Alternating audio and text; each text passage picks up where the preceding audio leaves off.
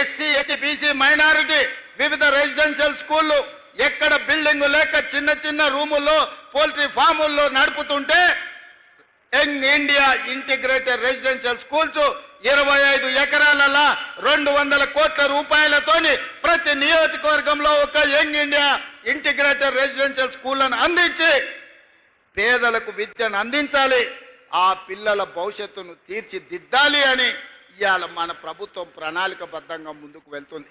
మిత్రులారా, ఇవాళ ఆలోచన చేయండి. రైతులు కావచ్చు, మహిళలు కావచ్చు, విద్యార్థి నిరుద్యోగ యువకులు కావచ్చు, ఈ రాష్ట్రానికి తీసుకొస్తున్న పెట్టుబడులు కావచ్చు, 16 నెలల్లో 3 లక్షల కోట్ల రూపాయల పెట్టుబడులు తెచ్చి ప్రపంచ దిగ్గజ కంపెనీలను హైదరాబాద్కు రప్పించి ఈ రోజు అభివృద్ధి పదం వైపు మనం నడిపిస్తున్నాం. పోయిన సంవత్సరాన్ని మొత్తం లెక్కగట్టి కేంద్ర ప్రభుత్వం నిత్యావసర వస్తువులను నియంత్రించడంలో ఏ రాష్ట్రం విజయం సాధించింది అంటే కేంద్ర ప్రభుత్వమే ప్రకటించింది.